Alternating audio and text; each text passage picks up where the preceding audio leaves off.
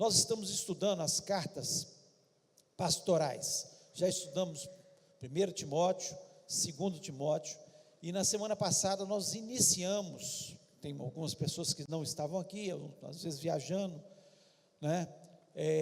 A carta a Tito, uma carta muito interessante, muito preciosa, e que tem características muito parecidas com a carta a Timóteo, mas tem algumas características próprias, né? Tito era diferente de Timóteo.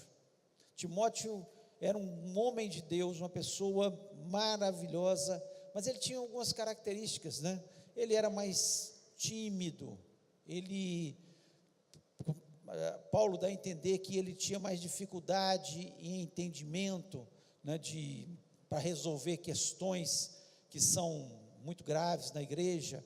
E Tito, não, Tito era um homem das causas difíceis. Nós estudamos aqui semana passada e falamos muito sobre isso.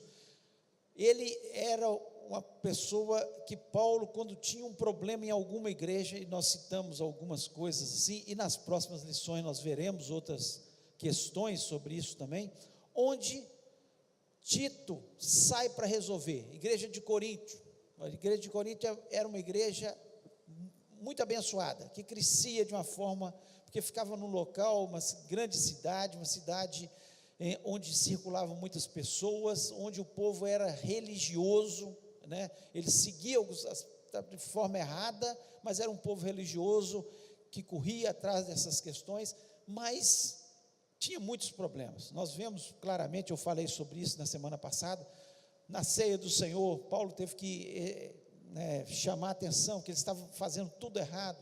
Em relação aos dons espirituais, estava tudo fazendo coisas erradas. Tinham muitos dons, mas os conceitos sobre os dons estavam equivocados, né? Em relação, ele escreve um capítulo só sobre o amor, porque certamente estava faltando amor ali. A ressurreição dos mortos, ele fala sobre a ressurreição dos mortos, que alguns estavam apregoando que não existia a ressurreição do corpo. Então Paulo mostra de forma clara que se não há ressurreição de mortos, Cristo não ressuscitou, então é vã a nossa fé. Então nós vemos, e Tito é que vai até ali na igreja de Corinto para corrigir essas coisas, para trazer notícias e levar as notícias para Paulo, né? E Paulo o coloca numa igreja complicada, que era a igreja de Creta, uma igreja problemática, que era a igreja de Creta, que tinha muitos problemas, era um local, uma ilha, onde muitos navios passavam, muita gente diferente. Nós falamos isso semana passada, mas estou trazendo uma recordação rápida, onde tinha influência da Europa, da Ásia e também da África. Então, eles tinham uma religião muito sincrética, né? Inclusive, o nome sincretismo, nós falamos isso também, vem de Creta, porque em função de ter muita gente diferente, com conceitos diferentes, trazendo religiões diferentes, então eles misturam muito as coisas. E Tito, ele é lançado exatamente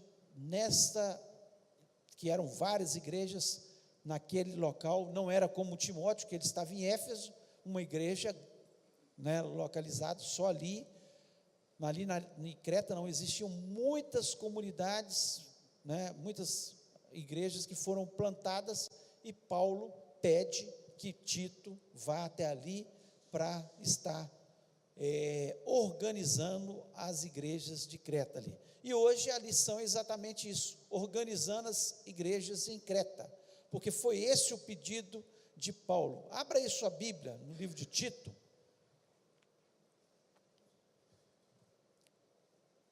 o capítulo 1, o versículo 5, eu vou ler esse versículo, diz o seguinte: por essa causa te deixei em Creta, para que pusesses em ordem as coisas restantes, bem como em cada cidade constituísses presbíteros, conforme te prescrevi.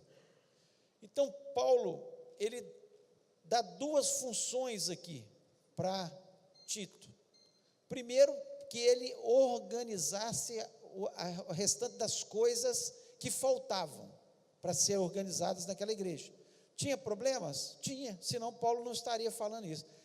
Precisava de organização em algumas áreas ali. E que também que ele constituísse presbíteros, pastores, ali, naquele local. E a partir do versículo 6, ele começa a dar as características destes presbíteros, desses pastores, ou anciãos, conforme algumas versões falam, né? Então, a primeira coisa que ele mostra para ele, olha, precisa organizar uma série de coisas nessa igreja. Paulo, quando estava falando aqui, estava falando de um sistema de organização de igreja como a política da igreja? Não estava falando disso. O Novo Testamento, em momento nenhum nós vemos falando qual seria o melhor sistema de governo das igrejas. Se seria congregacional, onde existe uma assembleia e todos, né, dão a sua opinião e falam, ou se seria episcopal, onde tem um grupo de presbíteros que toma todas as decisões, ou um misto disso. Em local nenhum do Novo Testamento você vai ver isso, mas existem alguns princípios em relação ao governo. Por quê? Por que Deus não estabelece sistemas de governo? Porque ele já tinha estabelecido no Antigo Testamento. Eles sabiam tudo que iam fazer, como tinha que ser o culto, como é que seria a cerimônia dos cultos lá no Antigo Testamento, como seria o sacrifício, detalhes por detalhes, como era a função de cada um, e aquele sistema falhou, né, o sistema de governo. Por isso que Deus não estabelece nenhum sistema de governo. Quem acha que o melhor é episcopal, o melhor é congregacional, todos os sistemas de governo são falhos dentro da igreja, não há nenhum. Talvez você pense, não, era melhor se fosse episcopal, né? Onde um grupo só que vai tomar decisão de tudo, ou congregacional é melhor. Nenhum sistema de governo, todos vão estar falhando. Por quê?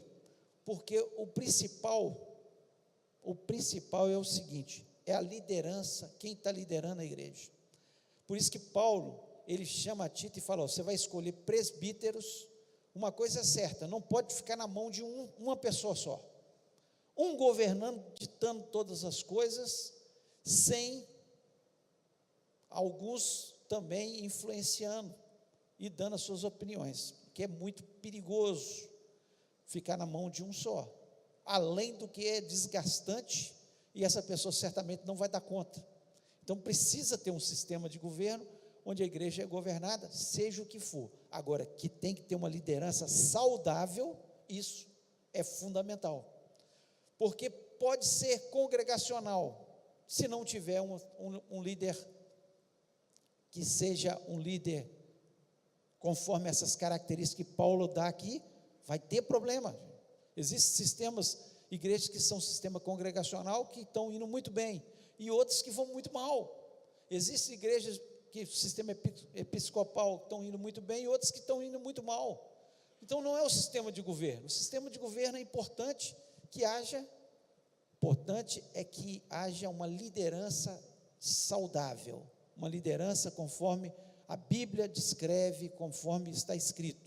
Então, para que haja uma organização, a escolha da liderança é muito importante. Não pode ser qualquer um, senão vai dar problema.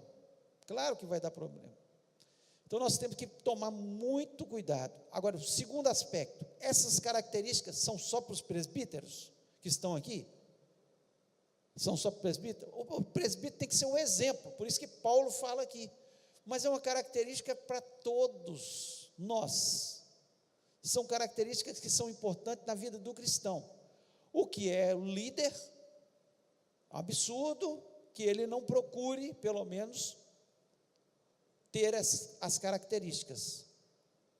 Claro que vai falhar em um ponto ou outro, ninguém é perfeito, ninguém vai ser perfeito ao ponto de, mas nós temos que procurar, e são características que não são só para mim como líder, mas são características para mim e para você.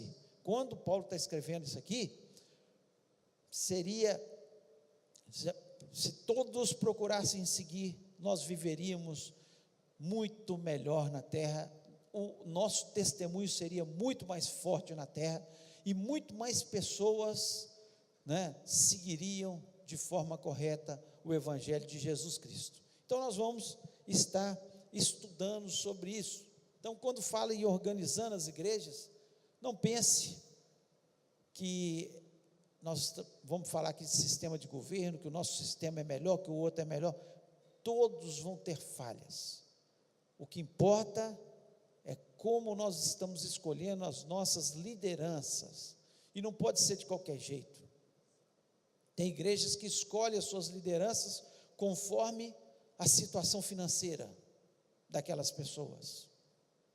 Está certo isso? De forma nenhuma. Conforme a cultura que aquela pessoa tenha. Às vezes ela é muito culta, ela tem não sei quantos cursos, não sei quantos MBA, mas ela não tem as características que são as características do líder da igreja, que são completamente diferentes. Aquilo que estão buscando lá fora, que buscam o talento, as características que a pessoa tem para empreender, para o sucesso, lá fora, muitas vezes não batem com aquilo que existe para a liderança dentro das nossas igrejas. É completamente diferente. O líder de sucesso lá, o cara pode ter um sucesso enorme lá fora, mas se ele não tiver as características aqui, ele não vai conseguir fazer o que ele deveria fazer dentro da igreja, no corpo de Cristo, que é o importante. Mas até as empresas hoje, elas estão olhando, focando. Antes você olhava qual era o talento da pessoa, o que ela podia, qual o currículo dela, mas hoje estão olhando muito também o caráter.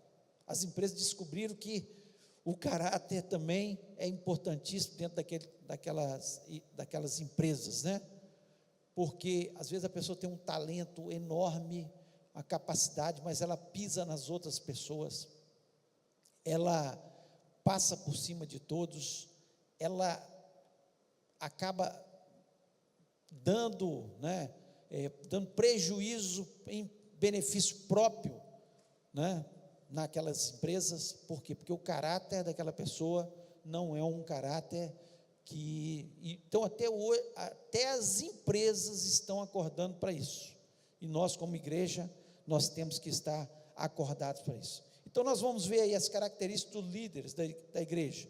São muitas coisas, nós vamos tentar resumir da melhor forma possível. Eu espero que a gente possa estar transmitindo. Versículo 6, alguém aí que está com o microfone, leia o versículo 6. Aquele que foi irrepreensível, marido de uma mulher, que tenha filhos fiéis, que não possam ser acusados de dissolução, nem são desobedientes.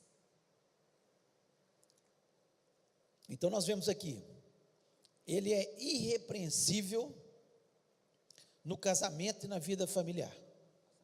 Como você vai escolher um líder e ele não é irrepreensível? Irrepreensível, a palavra irrepreensível significa sem culpa ou acusação. Sem culpa ou acusação. Aqui não quer dizer que esse presbítero ou esse líder, tome para você, porque as nossas famílias todas deveriam procurar ser dessa forma, mas aqui quando Paulo está dizendo que ele seja irrepreensível. Primeiro, marido de uma só mulher, não está querendo dizer que a pessoa ficou viúva, casou de novo, ele não pode ser mais um líder na igreja, não é isso que está dizendo, é marido de uma só mulher, porque naquela época, até entre os judeus, era comum a poligamia, muitos tinham uma, duas mulheres, Então, aqui, o que Paulo está dizendo é, ó, especialmente ali naquela ilha, naquela região, onde a mistura era muito grande. Então, ele começa a mostrar, olha, que ele seja marido de uma só mulher, ou seja, um homem fiel à sua esposa, não seja um adúltero, não seja um homem que tenha duas mulheres, que ele seja marido de uma só mulher, pois esse é o padrão estabelecido por Deus. Todas as vezes que um homem, aí fala, mas Davi teve tantas mulheres, Salomão, então, olha a vida desses homens, é encrenca, gente, é encrenca. Então, marido de uma só mulher. Paulo está estabelecendo aqui, que tenham filhos crentes, que não são acusados de dissolução, nem são insubordinados. Então, está falando da criação dos filhos.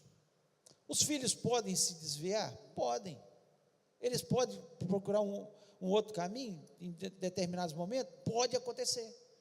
Mas aquele pai é um pai que corrigiu, ou uma mãe que corrigiu, que disciplinou, que ensinou o caminho, que mostrou,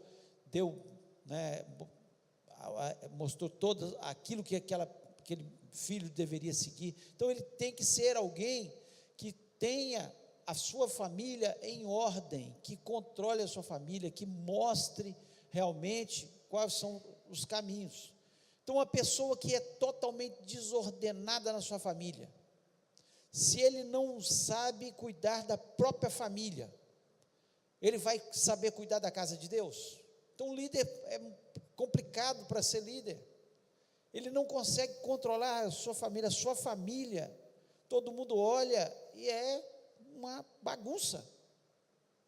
Como é que vai controlar a casa de Deus? Então, é princípio, que nós vemos aqui, que Deus estabelece para que haja uma ordem na igreja. Você olhar para a família daquela pessoa, uma família onde existe ordem, onde existe educação, onde foi ensinado princípios bíblicos, princípios de moral, princípios, que são os nossos princípios cristãos.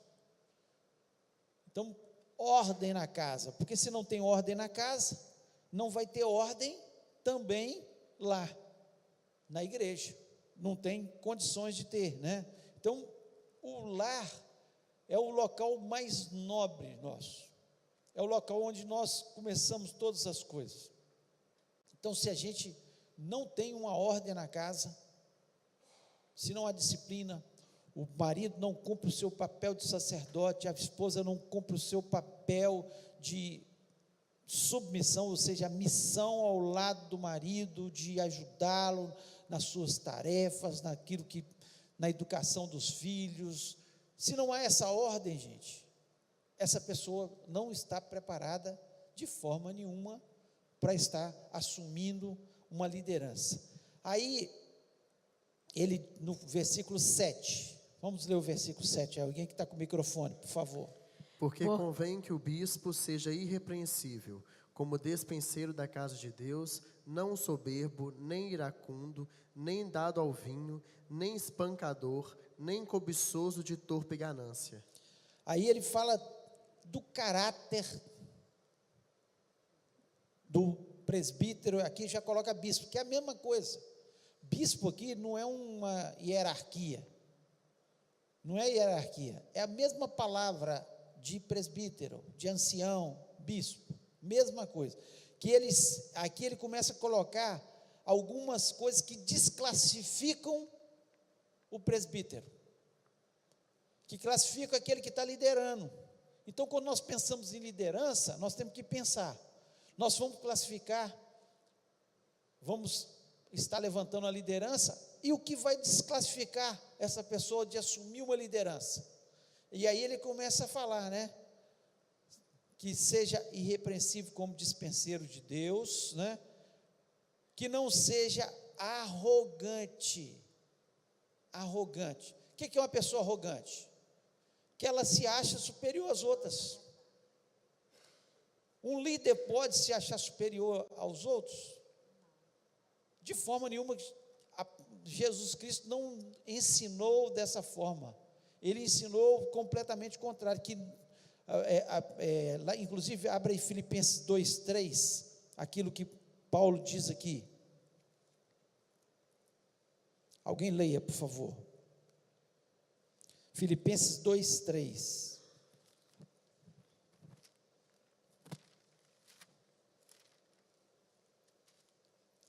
Vamos lá, gente. Nada façais por partidarismo ou vanglória, mas por humildade, considerando cada um os outros superiores a si mesmo. Considerando os outros superiores a si mesmo. Ou seja, o líder, o pensamento dele não é para ele estar à frente e ser superior às pessoas. O líder tem que ter o pensamento que ele está aqui para servir. Se um líder não tem o pensamento que ele está aqui para servir, ele não serve para ser líder, porque ele é arrogante, ele se acha melhor do que os outros, ele acha que ele, só ele sabe mais que todo mundo, e aí não vai dar certo, está desclassificado. Se for arrogante, está desclassificado. Então ele continua dizendo que não irascível é aquele que se ira com facilidade, qualquer coisinha tira ele, o pavio dele é o quê? Curto. Então como é que ele vai corrigir as pessoas? Como é que ele vai ouvir muitas vezes alguns desaforos? Porque o líder leva desaforo para casa. Quantas vezes tem que levar desaforo? Pessoas falam coisas que dá vontade de falar outra coisa, mas tem que engolir. É verdade. Então, se o líder, ele é um líder explosivo, ele tem que se dominar, ele tem que pedir a Deus essa graça. É claro, gente, eu não estou falando aqui que você vai ter uma pessoa perfeita, porque senão não tinha líder na igreja. É claro que isso aqui, você vai pegar uma pessoa que está madura na fé, um apóstolo Paulo que já tinha controlado muito, mas Paulo ficou furioso no passado com João Marcos quando voltou atrás. Ele não aceitou de jeito nenhum ele na segunda viagem missionária, ele ficou irado com aquilo, mas ele amadureceu. Então quando Paulo está dizendo aqui, ele está falando, não de líderes perfeitos, mas que você procure pessoas que possam ter um equilíbrio, que ela não vai estourar toda hora, qualquer coisinha, porque se tem uma posição que vai ter chateação, vai ter gente perturbando, é da liderança. Você quer ser um líder? Então, saiba você que você vai ter amolação, porque o líder é aquele que pode fazer o melhor, que sempre vai ter gente achando que ele não fez ainda. E ele tem que entender que o ser humano é dessa forma. Você pode fazer 1000 coisas para uma pessoa, um dia que você não faz uma, de Deus você vira capeta. É a verdade. Essa é a realidade. Então, se você quer ser líder, então tem que entender que não pode se irar por qualquer coisa, tem que engolir, digerir, lembrar do que Jesus Cristo fez na cruz por nós. Ele era o Filho de Deus, podia mandar fogo naquele povo todo, podia destruir todas aquelas pessoas, mas ele preferiu amar, ele preferiu perdoar. Então, não irascível, se é um líder, uma pessoa que estoura com qualquer coisa, briga com todo mundo. Eu conheci uma vez um pastor que eu era meu amigo, eu pude falar com ele isso. A igreja dele começava a crescer. Aí ele brigava com um grupo lá, aí aquele grupo saía. Aí começava a crescer de novo, brigava mais um grupo. Ele veio falar comigo, aqui não sei o que. Eu falei, rapaz, você tem que ter mais controle. qualquer coisa você está brigando, as pessoas são falhas, às vezes por questões assim, de desobediência. Ele às vezes tinha até razão, mas não é a forma correta, bíblica, de corrigir. Às vezes tem que corrigir, tem que disciplinar, tem, porque é bíblico, mas existem formas certas, tem que ser em amor, tem que ser no momento certo, da forma certa, com as palavras certas, aí dá certo. Então, quando ele estoura com coisas que não estão agradando, vai dar problema. E ainda ele diz assim, não dado ao vinho. Por quê? Porque o vinho traz discórdia. A palavra de Deus, o próprio Paulo diz, não vos encheis de vinho, mas enchei-vos de quê? Do Espírito. O vinho traz discórdia. Lê lá Provérbios, capítulo 23, capítulo 29, tantos condenando ao rei ficar na frente do vinho, as pessoas, ou seja, a liderança, porque quando a pessoa não está sóbria, ela vai trazer grandes transtornos. E olha que aqui, nessa região onde Paulo está, era normal eles tomarem o seu vinho, era normal tomar um vinho lá. Então ele fala assim, o líder não dado ao vinho. Por quê? Porque o líder tem que ser o exemplo de todos. Se ele começa a beber, daqui a pouco o irmãozinho mais fraco vai beber também, e vai beber além do que deveria beber, e vai trazer problemas, e vai trazer escândalo. Então quem trouxe o escândalo? O líder. Então por isso que Paulo fala, não dado ao vinho, porque vai trazer escândalo. Então se eu quero ser líder, se eu quero ser uma pessoa que dá exemplo, eu tenho que fazer a abstinência. Eu não posso ser dado ao vinho, porque vou trazer escândalo para o irmão mais fraco na fé, que às vezes não tem o controle, que às vezes que eu acho que eu tenho. Não, eu só tomo um pouquinho. Tá bom. Mas o irmão que vê você tomando, ele toma um pouquinho, na outra semana ele toma mais um pouquinho, na outra semana mais um pouquinho. Quando ele assusta, ele é um alcoólatra, e é a realidade. E nós lidamos com tantas famílias que estão vivendo problemas por causa do alcoolismo, com os filhos, marido, esposa, né? Vai lá na Missão Vida, a maior parte dos que estão lá, álcool, que se embriagaram, achando que tinham domínio, mas eu sou controlado. Tudo bem, você pode ser controlado, mas se você está trazendo escândalo para o irmão mais fraco na fé, você está pecando. É o que o apóstolo Paulo diz. Se por causa da minha comida, por causa da minha bebida, eu estou trazendo escândalo para alguém, estou pecando. Então, não dado ao vinho. Então está desclassificado para ser líder, se é dado ao vinho. Aí ele fala aqui, nem violento. Gente, como é que uma pessoa violenta vai ser líder? Não tem condições. Violento com a esposa, violento com os filhos, violento com as pessoas. Uma hora ele pega um trem, uma pessoa passa uma raiva nele, pega um pau e senta na cabeça do outro, uma faca. Se ele é violento, não está desclassificado. Isso aí não tem nem dúvida, né? E aí ele fala, cobiçoso de torpe ganância, ganancioso, pessoa que usa do seu cargo, da sua liderança, para ter benefícios próprios. Ele não pensa no Evangelho, ele pensa naquilo que o Evangelho pode proporcionar à sua vida.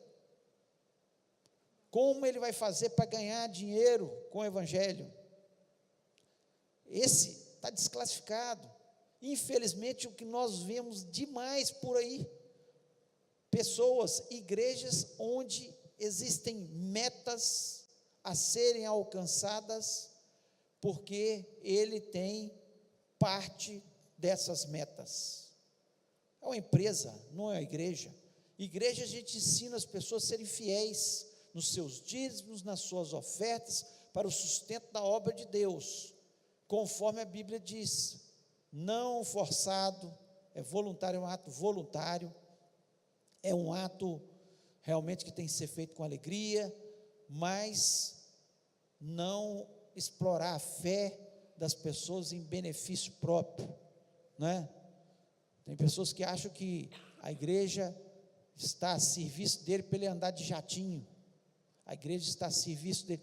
Digno é o obreiro do seu salário, digno é o obreiro do seu salário, mas não é para ninguém enriquecer. Se você quer ganhar mais dinheiro, que ganhe de outra forma, trabalhe em outros locais, faça de outra forma, mas não, e mesmo assim não pode ser ganancioso, se quer um cargo de liderança.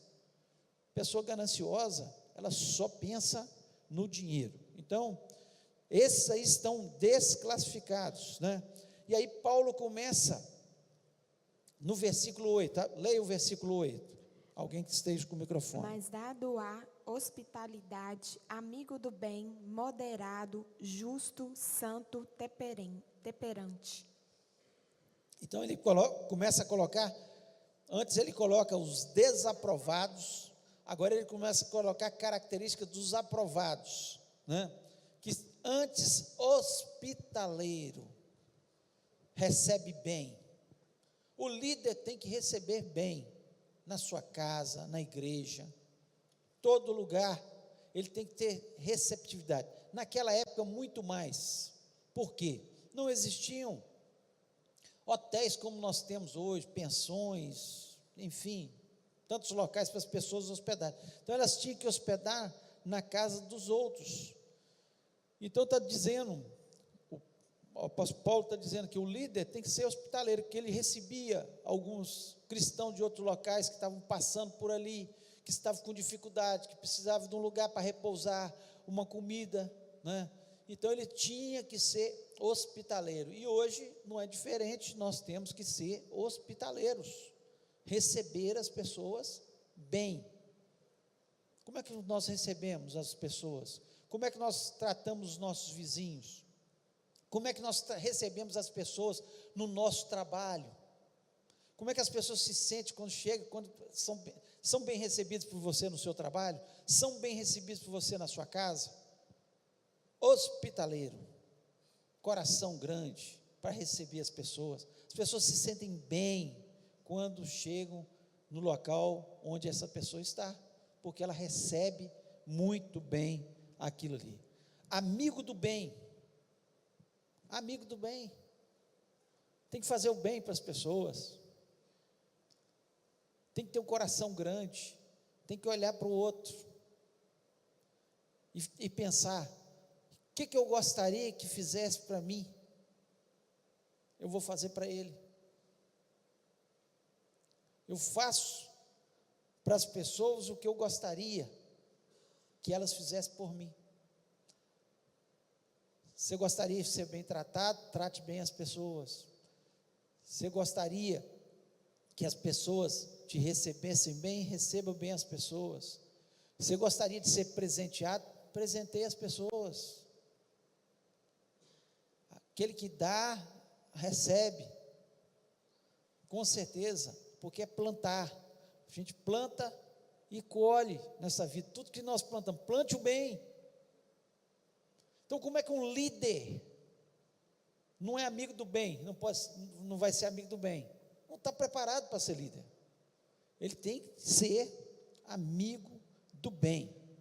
Aí ainda fala sóbrio, equilibrado. Como é que um líder vai ser desequilibrado? Você quer ser um líder? Tem que ser equilibrado. Uma hora está de um jeito, outra hora está do outro. Ninguém sabe quem a pessoa é. Não tem equilíbrio nas finanças. Não tem equilíbrio em fazer as coisas. não tem equilíbrio de forma nenhuma, gasta excessivamente, porque é desequilibrado nas suas finanças. É equilibrado. Não existiu ninguém mais equilibrado que Jesus. Jesus tinha um equilíbrio, equilibrado nas suas emoções. Nas suas emoções. Precisa ter equilíbrio. Você é sóbrio. Um dia está lá no chão, deprimido. O outro dia está lá em cima, igual um foguete. Fique lá em cima como um foguete, alegre, feliz, etc. As tristezas vêm, pode vir, mas tem que ter equilíbrio, até para as tristezas. Saber que Deus está no controle de todas as coisas. Não, Deus que está no controle. A gente precisa de equilíbrio. Se nós temos líderes desequilibrados, vai ter desequilíbrio em toda a igreja. Uma família que tem um pai desequilibrado, traz transtorno para a família inteira. Então tem que ser sóbrio. E aqui eu estou falando, gente, não é só para vocês ficar olhando para mim, não, olhe para você.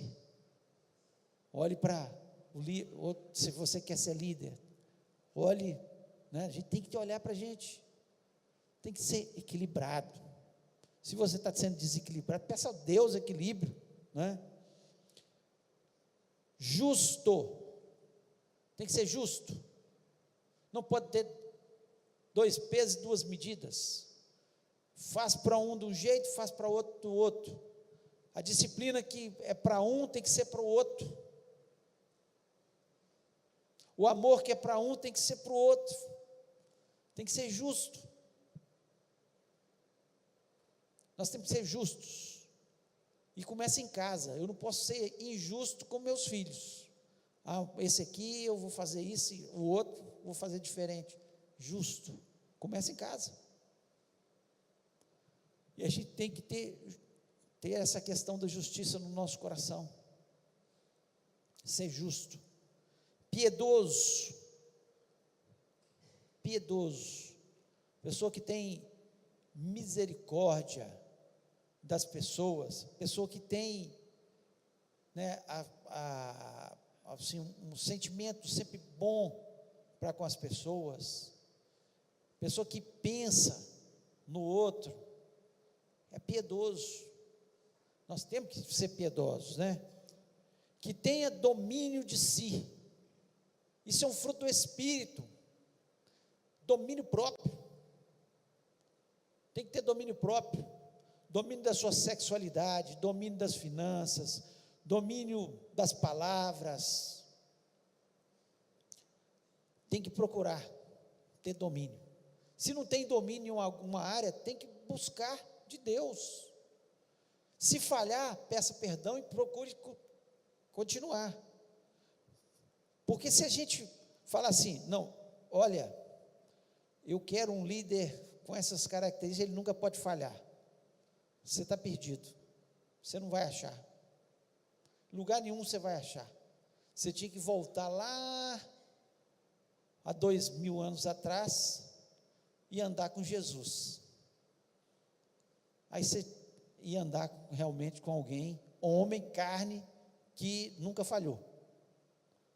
Mas todos os líderes podem falhar. Agora, quando a gente vai procurar líderes para estar na igreja, a gente tem que olhar se existem essas características. A pessoa que vive desequilibrada, não tem domínio nos seus gastos, vai trazer problema, porque amanhã ela vai dar um cheque sem fundo, ela vai gastar mais do que o seu cartão de crédito, vai se enrolar em juros, vai ser difamada, o nome vai para o Serasa, vai para, enfim, pessoa desequilibrada, que não tem domínio. Nós precisamos ter domínio, o cristão precisa ter domínio, né? Então nós vemos, essas são as características, né, dos aprovados. Aí ele começa a falar também que nós temos que ser irrepreensíveis na doutrina. Olha o versículo 9 aí. Apegado à palavra fiel, que é segunda doutrina, de modo que tenha poder tanto para exortar pelo reto ensino, como para convencer os que o contradizem. Então, irrepreensíveis na doutrina. Então, primeiro, tem que ser o líder fiel à palavra de Deus. Não tem achismos. Eu acho. Eu penso. Não, é a palavra de Deus. Tem gente que ele acha que ele é mais esperto que todo mundo. Não, eu penso desse jeito, e começa a contaminar toda a igreja com seus conceitos, trazendo problemas dentro da igreja, divisões dentro das igrejas, com o que ele acha, não o que é a doutrina, a palavra de Deus. Se você confronta ele com a palavra, ele vem com argumentos que não vêm da palavra.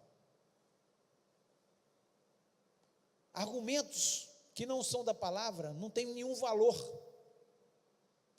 Mas fulano de tal, ele é tão culto. Ele é culto, instruído pelo diabo, quando ele traz uma palavra que não é fiel à sã doutrina. Tem muita gente culta, mas muita gente culta que vai para o inferno, porque eles estão totalmente equivocados. E tem muita gente que você pode achar que é ignorante, mas é muito sábio, porque segue a sã doutrina, fica com a palavra de Deus. Não tem grande cultura, não tem grandes cursos superiores, nem grandes conhecimentos do mundo secular aí, mas fica com a palavra, segundo a palavra, ele segue a palavra de Deus. Então nós temos que, para que, aqui ele disse de forma clara, de modo que tenha poder tanto para exortar pelo reto ensino, como para convencer os que contradizem. Ele tem capacidade de ter a palavra para instruir as pessoas, aconselhar as pessoas, e também aqueles que vêm contradizer. Ele vem contradizer, você tem a palavra para falar com ele. Todos vão ser exortados pela palavra de Deus e vão retroceder? Não. Alguns são pessoas que são falsos mestres, pessoas que trazem falsas doutrinas na igreja, e que eles estão no nosso meio como um joio para destruir a igreja. Satanás planta pessoas desse jeito no meio da igreja, porque eles vêm, abraçam as pessoas, são amigos das pessoas, se fazem de amigos, né? Se fazem de amigos das pessoas, e vêm trazendo conceitos totalmente errados da palavra, levam as pessoas, descaminham as pessoas, levam as pessoas para caminhos que vão destruir a sua história, a sua vida. E as pessoas vão porque ele é tão bonzinho, ele é amigo, ele fala tão bonitinho. Interessa, são os falsos mestres que estão dentro da igreja e que nós temos que tomar cuidado. Por isso tem que ficar, o apóstolo Paulo falou, você tem que pegar gente que é apegada à palavra de Deus, que é fiel. Então, é só porque fala bem, que tem uma boa oratória, que pode ser um líder? Não, ele tem que ser apegado à palavra de Deus, ele tem que ser firmado na palavra de Deus, ele tem que conhecer a doutrina, a sã doutrina, e não sair de forma nenhuma da sã doutrina, porque senão os falsos mestres virão e vão destruir totalmente. Então, que haja entre nós pessoas que são apegadas à palavra de Deus, para realmente estar firmados na hora que vier os falsos mestres. E no versículo 10 em diante começa a falar exatamente sobre os falsos mestres e as falsas doutrinas, né? Então ele diz aqui no versículo 10, alguém leia, por favor. Pois há muitos insubordinados, faladores vãos e enganadores, especialmente os da circuncisão. Então ele começa dizendo aqui, que existem muitos insubordinados, muitas pessoas que vêm, que ficam levantando contra a palavra de Deus, como os da circuncisão. O que os da circuncisão, que eram os judaizantes, faziam? Olha, vocês podem seguir a Cristo, mas primeiro vocês têm que circuncidar, vocês têm que seguir as leis judaicas, vocês têm que seguir os princípios judaicos, porque Deus deu para os judeus a direção. Então eles vinham trazendo esses conceitos que, por incrível que pareça, eles estão retornando a muitas igrejas aí. Igrejas que voltaram a guardar o sábado, igrejas que estão fazendo sacrifícios de animais, igrejas que estão circuncidando, igrejas que estão seguindo as mesmas festas judaicas e não as festas cristãs. Eles estão mudando e achando que tem que ser dessa forma. E fora aqueles também que vêm para o nosso meio com o discurso do evangelho da prosperidade, enganando a muitos. Outros vêm com o discurso da impecabilidade, que você não peca mais, que você pode fazer o que você quiser. Você entregou a vida a Jesus Cristo, agora você pode fazer o que você quiser, qualquer pecado, porque a sua alma já está salva, porque você entregou. O corpo não tem problema em pecar, ele peca mesmo, a carne é fraca, então você pode fazer o que você quiser com o corpo, mas você já entregou sua vida a Jesus, então faça o que você quiser da sua vida, deu vontade, você faça. Impecabilidade, pessoas que estão por aí pregando isso, quando a palavra de Deus nos diz que aquele que perseverar até o fim será salvo. Filhinhos, não pequeis, mas se pecares, tens um advogado no céu, Jesus Cristo. Ou seja, não pequeis. Se pecar, você tem Jesus, mas que o pecado continua na nossa vida, e o pecado, que o salário do pecado é? A morte. Então as pessoas vão desviando o evangelho segundo os seus conceitos. Por quê? Aquele líder deseja pecar.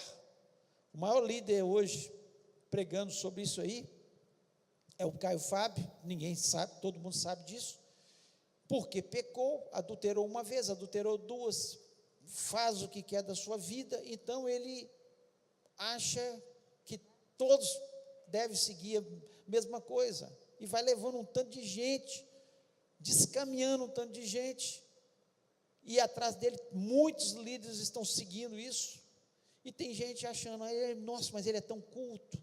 É culto, ninguém tira isso aí dele, não, ninguém tira isso, a cultura, mas nós temos que orar para que ele se converta dos seus maus caminhos, para que ele volte a ser uma pessoa de Deus, que pregou a sã doutrina no passado, e pregou muito bem, mas que infelizmente saiu dos seus caminhos, e nós temos que tomar cuidado. São os falsos mestres que vêm dentro da igreja, e hoje não precisa dele vir aqui pregar aqui na igreja não, porque está na internet, né? Está falando aí para todo mundo, e tem muita gente ouvindo, batendo palma, achando. Por quê? Porque está doido para pecar também. Quando eu estou doido para pecar, eu vou seguir quem? Quem está falando que não tem problema pecar. Claro, eu quero pecar, estou querendo adulterar, aí eu vou, não tem problema não, esse pecado, isso aí é no corpo, minha alma já está salva, e ponto final. Então o que eu quero pecar, eu vou seguir quem? vou seguir a quem instrui dessa forma. Agora, quem prega contra a santificação, e eu quero pecar, esse pastor está doido. Isso é muito exagerado. Não precisa disso tudo, não. Tem que seguir a Bíblia, a palavra de Deus.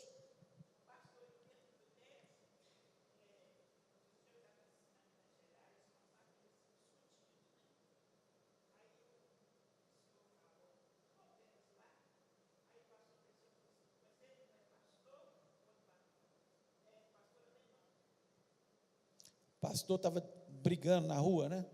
Estava brigando na rua, aí falou, mas às vezes ele pode falhar, às vezes é até um pastor de Deus, mas ele às vezes falha.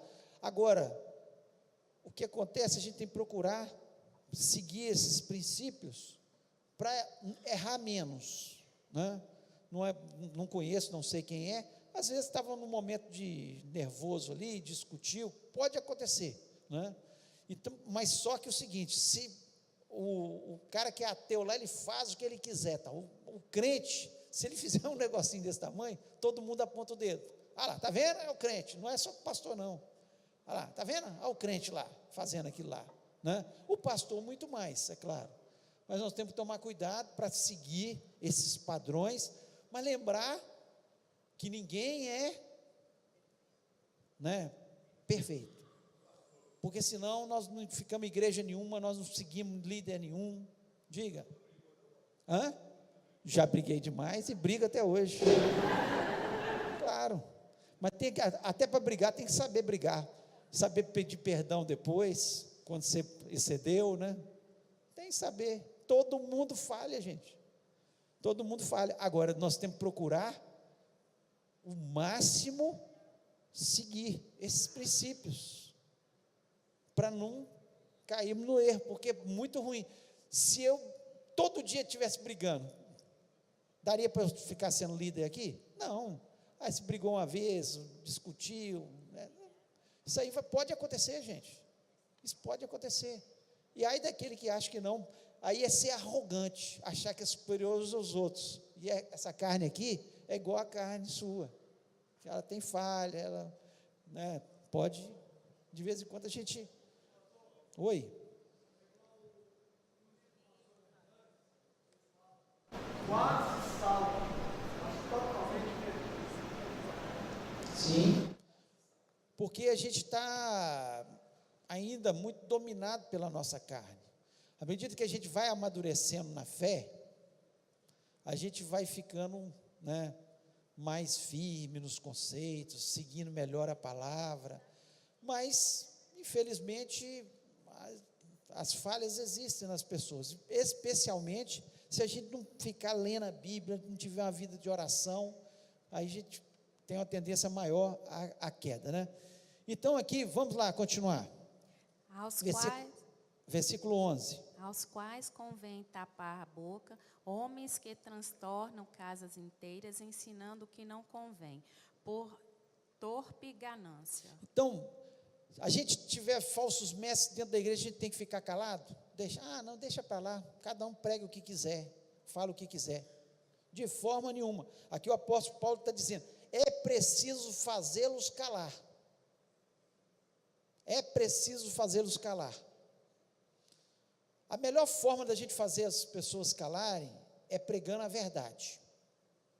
Se todos nós tivéssemos firmes na fé, os falsos mestres não teriam terreno para plantar a sua semente.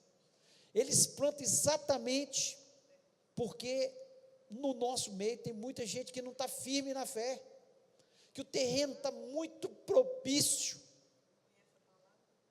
para eles plantarem a sua semente podre.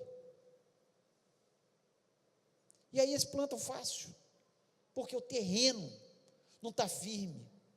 O terreno, a melhor forma da gente ter uma igreja que não é influenciada pelas falsas doutrinas, ela ser uma igreja que conhece a palavra de Deus. A melhor forma de fazê-los calar. Mas tem hora que você tem que fazer calar mesmo. Chegar para a pessoa e falar, olha, você está pregando isso não é bíblico, isso não condiz com as sãs doutrinas, por favor, não pregue mais isso aqui.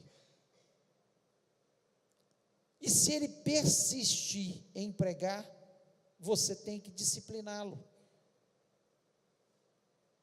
Tem que haver uma disciplina se ele estiver pregando.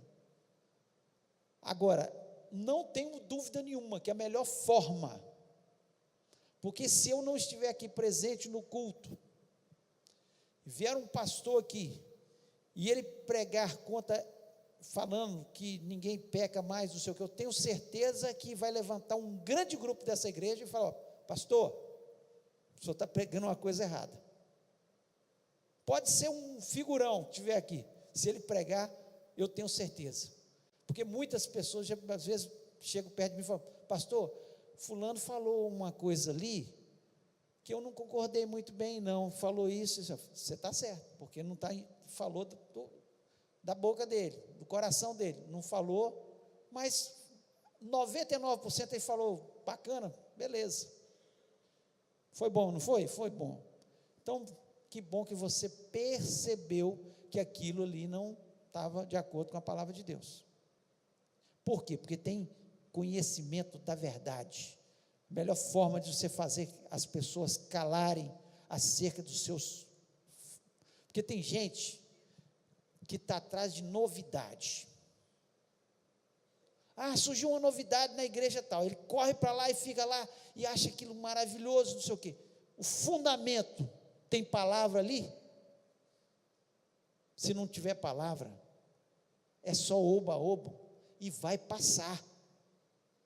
Porque o que fica de verdade nos fortalece, e nós levamos até o último dia da nossa vida, palavra de Deus, é a palavra de Deus, e nós ficamos com a palavra, preferimos ficar com a palavra, porque ela é que nos fortalece. Eu vi muitos movimentos passarem, ao longo dos tempos de crente, que eu tenho, tudo passou, mas aqueles que estavam firmados na palavra, não foram atrás de nenhum deles, ficaram com a palavra. Aqueles que foram atrás desses movimentos, esmoreceram na fé, alguns se desviaram, alguns ficaram um tempo fora da igreja, depois voltaram. Por quê? Porque o que dá firmeza é a palavra de Deus. Então nós temos que fazer calar. Versículo 12. Foi mesmo dentre eles um seu profeta que disse: cretenses, sempre mentirosos, feras terríveis, ventres preguiçosos. Pode ler, continuar lendo, 13 também. Tal testemunho é exato, portanto, repreende severamente para que sejam sadios na fé. E não se preocupem com fábulas judaicas, nem com mandamentos de homens desviados da verdade. Todas as coisas são puras para os puros, todavia para os impuros e descrentes nada é puro, porque toda a mente como a consciência deles estão corrompidas. No entanto, no tocante a Deus, professam conhecê-lo, entretanto o negam por suas obras. É por isso que são abomináveis, desobedientes e reprovados para toda boa obra. Então ele começa a descrever as características aqui dos falsos mestres, da falsa doutrina, né? Então ele começa dizendo aqui, os cretentes sempre mentirosos, feras terríveis, ou seja, briguentos, vento preguiçoso, gente preguiçosa. O apóstolo Paulo está falando, esses falsos mestres, é gente desse tipo aí, gente briguenta, gente mentirosa, mente, e são preguiçosos. São pessoas preguiçosas. São características, às vezes, de falsos mestres mesmo. É gente mentirosa, que mente, que leva uma vida dupla, tem uma aparência de piedade, mas aqui o texto aqui diz, versículo 16, no tocante a Deus, professo conhecê-lo, entretanto nego por suas obras, só tem gogó, só falam, eu conheço a Deus, falam da Bíblia, distorcem muitas vezes a Bíblia, Mas você olha a vida deles, as obras deles, não faz nada, não evangeliza, só gosta de falar dos outros. Ah, fulano não evangeliza, pastor é assim, pastor é o outro, o líder é assim, mas eles mesmos não evangelizam ninguém, não trazem ninguém na casa de Deus, não fazem boas obras, condenam todo mundo. Ah, está fazendo muito pouco, mas ele mesmo não faz nada. Esses são os falsos mestres, gente. São características deles. Estou acostumado a ver isso. Gente que entra na igreja, gogó, papo. Ah, faz essa tarefa. Não faz nada. Ah, tem isso aqui, não estão fazendo, ninguém faz nada pelos pobres. Aí surge o sopão. Ah, você quer entregar sopa para os outros? Para os mendigos que estão na rua? Ah, não, porque segunda é o dia que eu tenho para ficar com a minha família, terça é o dia que eu tenho para ir. Todo dia ele tem uma coisa para fazer e não faz nada. Esses são os falsos mestres. Eles gostam de falar, de trazer os seus conceitos falsos, mas as obras deles, você conhece o fruto pela árvore, porque eles não fazem absolutamente nada, não estão preocupados com ninguém, não fazem absolutamente nada, só querem estar contaminando as pessoas, né? Aqui no versículo 15, para a gente terminar, que está terminando o nosso tempo, diz o seguinte: todas as coisas são puras para os puros, todavia para os impuros e descrentes nada é puro, porque tanto a mente como a consciência deles estão corrompidas. Paulo está dizendo aqui, todas as coisas são puras para os puros, não está dizendo aqui que algumas pessoas pegam esse versículo aqui, e a gente tem que tomar cuidado, dizendo assim, ó, você pode fazer qualquer coisa, porque para os puros, tudo é puro, faça o que você quiser. Eles distorcem esse versículo, os falsos mestres, dizendo, ó, tá, o próprio apóstolo Paulo fala que todas as coisas são puras para os puros. Se você é puro, entregou sua vida a Jesus, então você pode fazer qualquer coisa que é puro. Não é bem assim. A palavra de Deus, ela é um todo, e a palavra de Deus chama pecado de pecado, e o que a palavra de Deus diz que é pecado, é pecado. E tem tantas coisas aqui. Outro dia eu estou falando isso aqui porque eu vi uma pastora, ela, num programa de televisão, e ela, citando esse versículo aqui, um dos versículos que ela cita é esse aqui, ela é, né, homossexual, e ela citando esse versículo, não, o amor é puro, e todas as coisas são puras para os puros. Então o amor que eu tenho pela minha esposa é puro. Então todas as coisas são puras para os puros. Um dos versículos que cita é isso aqui. E a palavra de Deus, ela esquece que lá o apóstolo Paulo fala aqui claramente, os mentirosos, vou citar os mentirosos para não falar só, né? Os homossexuais, os adúlteros, né? Não herdarão o reino dos céus. Estou falando só de pecados sexuais, falei pecados sexuais aqui. Não herdarão o reino dos céus. Então não é só, falei mentirosos também, mas citei aqui adúlteros, os homossexuais, não herdarão o reino dos céus. Então é puro para os puros? Não. Ah, eu amo. Outro dia eu vi um cara falando comigo, não, mas eu amo as duas. Eu amo as duas, eu amo minha esposa, mas eu amo minha amante também. Eu amo as duas, então é puro. É puro. Os adúlteros, gente, a Bíblia condena. É pecado. Então, puro para os puros. Então, o que a Bíblia chama de pecado é pecado. E Deus sabe o que é melhor para a nossa vida. Tem gente que questiona, mas Deus não podia ter colocado isso aqui. Mas Deus sabe o que é melhor para a gente. Ele sabe que está errado, que não vai fazer bem para a gente.